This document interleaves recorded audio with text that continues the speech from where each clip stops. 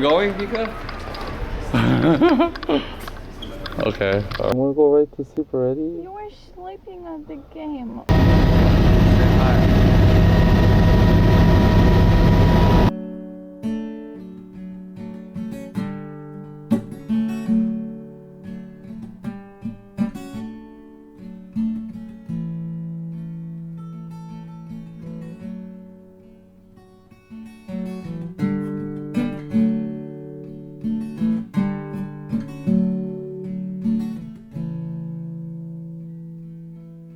Well, I'm a man, and I've been trying my hands, doing the best that I can, keep getting by.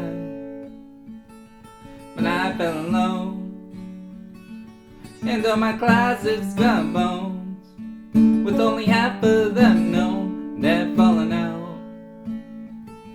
Please take these chains, take my heart, spin it in sin or fall apart. Can't be standing to be holding cards when the lights go out. I need the rock, need the roll, got a feeling, gotta go. Can't see the waves, it will let it show without a little help. Please take these help.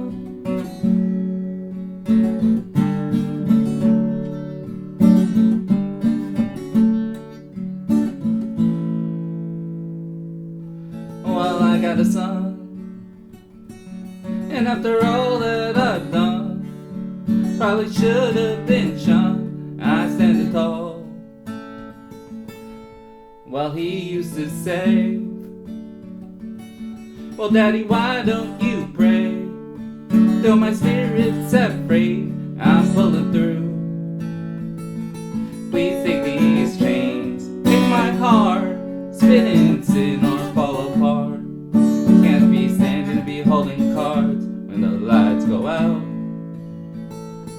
I need the rock, need the roll, got a feeling, gotta go.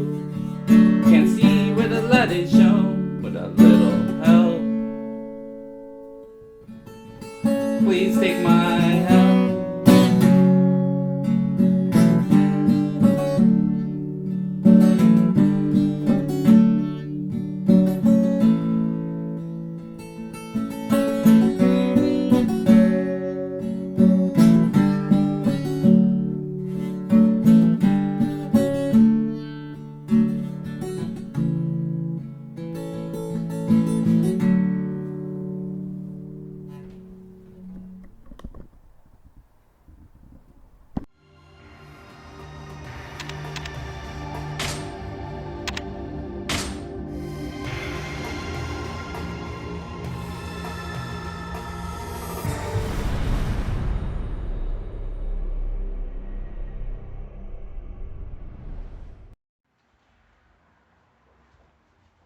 Okay, so the name of the game is get to 5 million in 5 years. That's what I need. Starting with 95K. Okay. Now, how do I reach 5 million with $95,000? That's a multiple of 50x. Now, to reach a multiple of 50x, it's very difficult. There's not many strategies, investment strategies, that can get you that kind of return. You know, it's almost an unreasonable amount of return. I mean, this is the type of, you would have to invest in the next Dogecoin, and you'd have to buy and sell at the exact right time to reach this kind of result. It's possible, but it's highly unlikely, and you shouldn't bet on these kind of moonshots, really. I know a lot of people do that these days, young people, and it's stupid. You know, you're better off buying a lottery ticket, really. So how do we reach 5 million in 5 years? Okay. So how do I reach $5 million in 5 years, starting with 95,000. My strategy first strategy is real estate. Now, real estate alone, it's going to be very difficult for you to 50x your money. Even in 5 years, I mean, it's try to think how much compounding, I mean, how much you'd have to multiply your money every year in order to get to that 50x. I mean, it's pretty high. This is definitely very difficult to do with real estate. It may be possible, but through leveraging and buying certain units and you employing certain strategies. But I just don't know how to do this, and especially with such a small amount of seed, um, small amount of seed capital, I just don't see this happening with this alone. So this is one of my strategies. My second strategy, I'm going to use conventional businesses.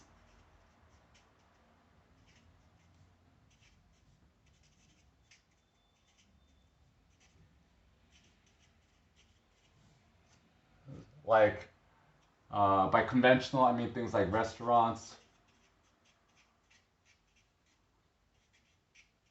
hotels, um, drop shipping,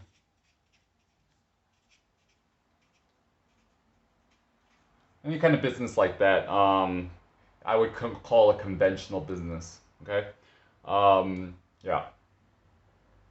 I was thinking about importing green tea from Indonesia. Tea as one of the business. That would be a idea of a conventional business, import export, I would say.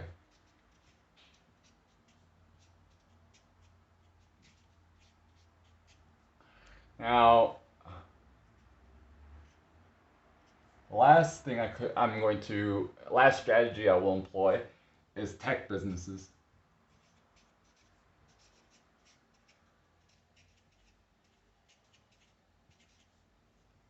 These I would include as well crypto, like Bitcoin, DeFi, basically developing solutions for the crypto business industry. What's great about crypto is it's very nascent, it's very new, so there are plenty of opportunities to make new solutions, and a lot of these solutions may take weeks or months or years to develop. I have a degree in computer science and mathematics, so this is definitely my wheelhouse. All my jobs I've ever had in the past were a programming job. My first job when I was 16 was a computer programmer. My last job was a computer programmer. So this is definitely my most likely way to make the most to reach this goal. So I would categorize all three of these strategies by risk and return, potential return. All right. So the risk of low real estate is fairly low. You can buy a house, and the likelihood of you losing a lot of money or losing the entire house is pretty low. You buy a house, today, you could sell the house tomorrow and probably not lose that much money. It could tank. The market could tank, especially now with these crazy interest rates. But I think especially here in Germany, it's everything. There are mechanisms in place where real estate is probably not going to crash, especially here. So here, and the return is probably low as well.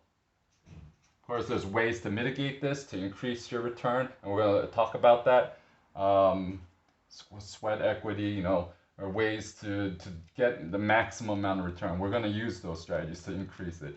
But the risk is quite low and the return is quite low. Conventional businesses, the risk is in the medium and the return is in the medium. And then the tech businesses are high. The risk is quite high, the return is quite high. The risk is the immense amount of initial capital that's involved in developing a solution.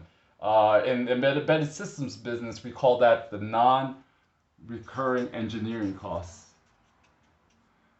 Non-recurring engineering costs. Well, during manufacturing. So this is developing the product, developing the tools to manufacture the product, things like that. There's just a lot of investment that is required for when you start a tech business.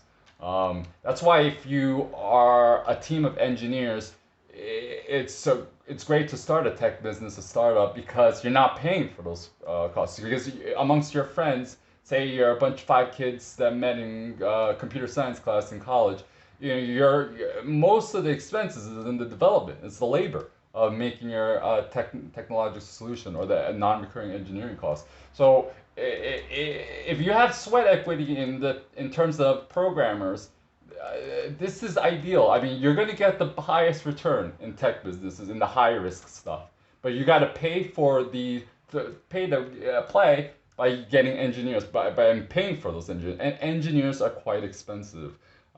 This is why, as a founder, being a programmer, being an engineer, you're saving a lot of the costs through sweat equity. So, and this is why I use 3 legs in my approach to reach this lofty goal. Is I'm focusing on my high risk businesses, my tech businesses, to put, and I take their profits and I store them into the real estate. So I use real estate as a store of wealth because I know real estate itself is quite a not a high return investment typically. So but it's safe. So I use the profits from the more risky businesses, and I plan to keep them in real estate as a store of wealth. But not the only store of wealth, of course. So I use my medium conventional businesses, the import-exporting business, the restaurant, a hotel, something like that, to fund the high-risk stuff. And then take the high-risk stuff and take that money, which I never know when my tech business is going to go out of business. Any day now it could. And I put it in real estate where it's safe. Right? This is the model that I've thought of and I see as the best approach while I'm here to reach my goal.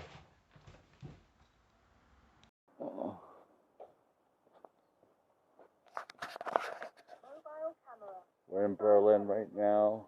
We're about to surprise my friend Marco. Let's see what he's up to.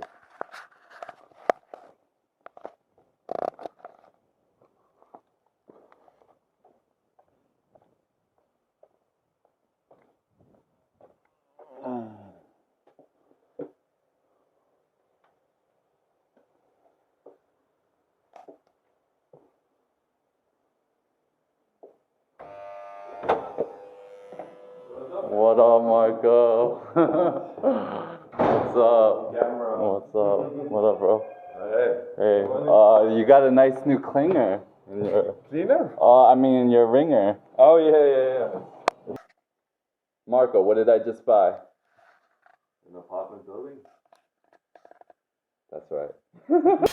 Hey guys, so I'm about to go to a city just outside Berlin. It's not very far, but the city is very old and very beautiful. The problem with this city is that it has a lot of problems, both political and economic. Such turmoil produces opportunities, and during the pandemic, when we were stuck at home, me, like many investors, we scoured the real estate listings here for deals. I spent hundreds of hours finding this deal, but this house was special in that it was stopped in the middle of a complete renovation in 2004. So the story goes, this house started renovation in 2004. The last owner was some sort of tax cheat and ran off to Switzerland. Let's hope I find a better fate. So the house has 250 total square meters, 5 units of 50 square meters each, 3 duplexes upstairs and 2 downstairs. I would call all 5 apartments studio apartments by American standards. The 2 downstairs are true 0-bedroom studios. The small duplexes upstairs have kind of a loft-style conversion setup. So through some research, I found a similar home by, I assume, the same architect in another neighborhood of the same city. This house was 160 square meters. It appears the last owner of my house converted the attic into 3 extra bedrooms for the upstairs apartments. So why did I buy this house? The ground floor will be turned into offices and packaging facilities. The basement is secure warehouse. Upstairs, dorms and living quarters for workers and managers. Now, the problem with this building, 2 of the 3 upstairs apartments are unreachable. This is because the last owner did not complete them, complete the access to them from upstairs. I have a plan for that. I plan to fabricate a steel catwalk to connect the remaining flats to the stairs. This will be done months from now. So right now, the building is very interesting in that the plumbing is all new, but almost 20 years old and never used. I hope to reuse as much as possible and replace as little as necessary. The wall toilets are brand new, the roof is new, but done a decade ago, I think. Wood windows are new, but uninstalled. What I like about this property is the last owner did make every effort to preserve as much as the original work as possible. So my first step is to install what windows we have and install brand new wood doors that are coming soon. Okay. So I bought my house for $80,000. It's roughly 75K in euros.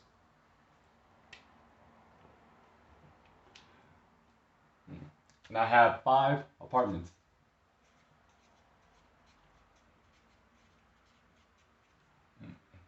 So I'm basically paid 16K per apartment. Oh. I looked at the comps in the area for a house my size. The entire house, all 5 units, can sell for 250K to 500K. Yeah. So at the high end, it's got to be finished very well with marble tiles, with A efficiency rating. Everything has to be perfect here. But as long as the house is finished reasonably, and as long as everything is functional, I should be, and everything's new, I should be able to get this. Yeah. So this is at the low end. So right here, we have about 175K. All right.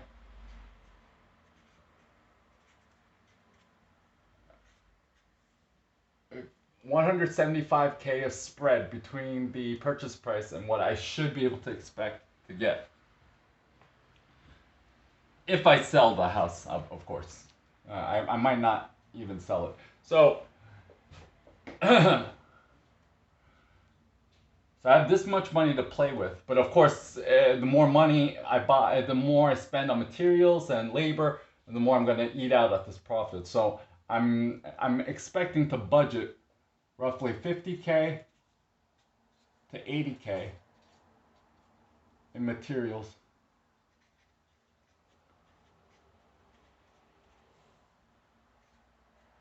Mm-hmm. Oh.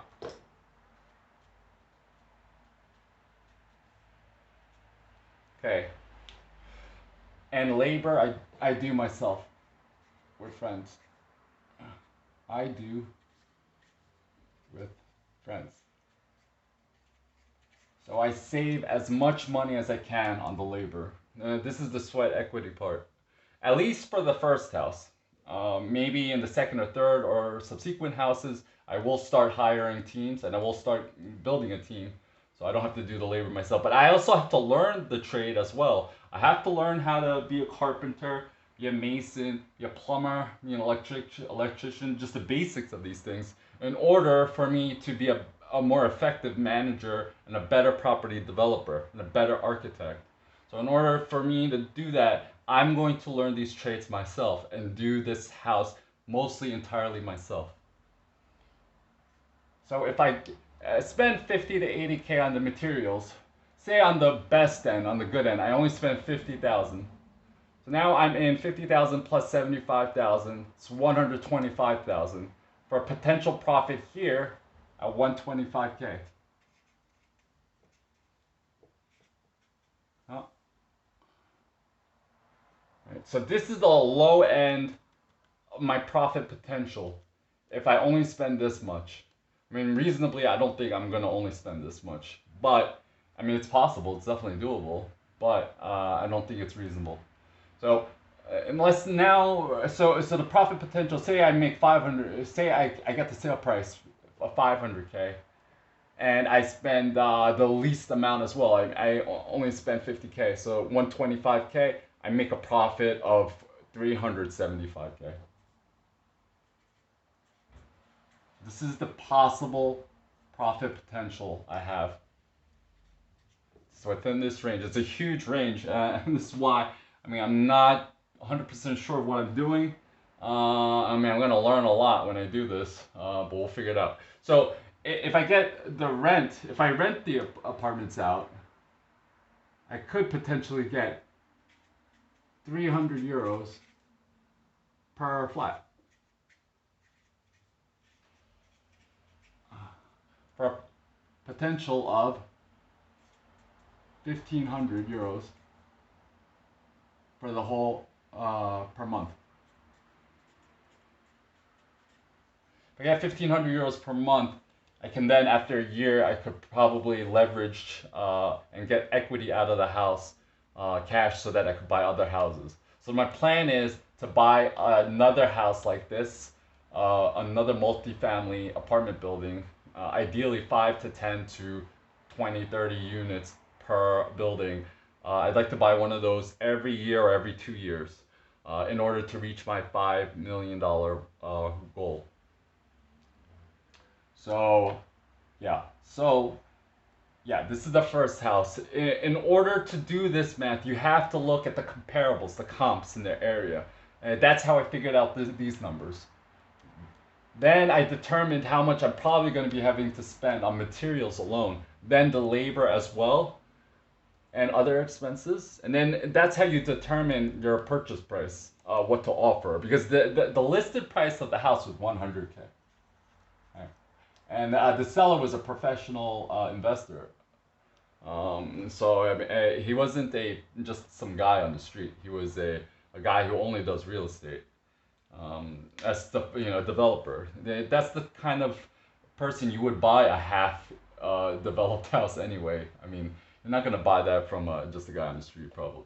So anyway, this is the math that I figured out before I made the offer. I tried to do it as fast as possible, scratch pad paper, as little homework as I could, because I wanted to provide a very aggressive offer so that they would take my offer and then so that I could compete with other people. This was during the pandemic, at the end stages of the pandemic last year, and so I was really afraid I wouldn't get this house. So I had to make a very aggressive offer. I didn't want to give him his asking price, so I still I asked for a discount, but I foregoed the house inspection. I foregoed a lot of stuff. I just offered him cash, 75K cash. That's an aggressive offer to these people, I guess. Yeah, he accepted by the end of the weekend. It makes me think maybe I could have offered him less.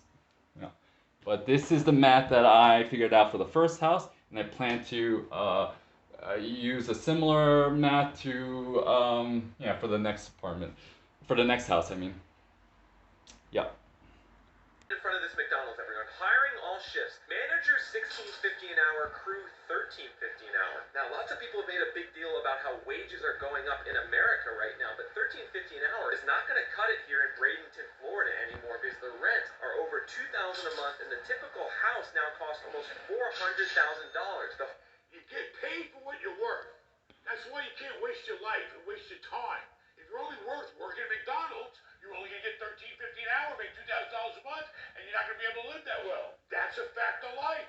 You got to put effort into your life. You only live once and your clock is ticking. You can sit around and work at McDonald's, wait, get over your ass and try to do something that's going to make you enough money to take care of yourself and a family.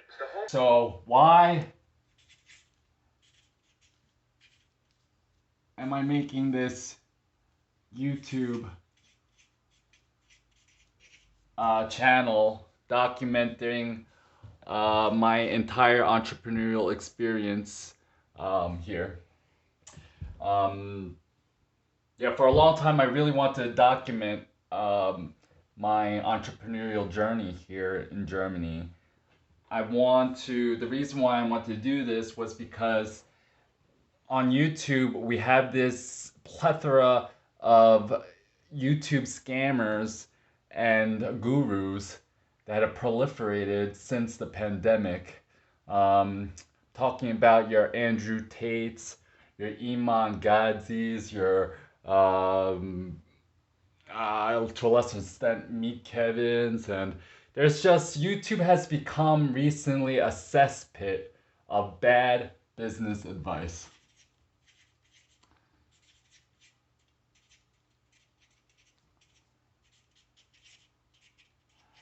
So a lot of these YouTubers follow the same principle of using these overpriced courses. You know, Andrew Tate's course is not overpriced. His $50 per month program, but he also has an overpriced option, the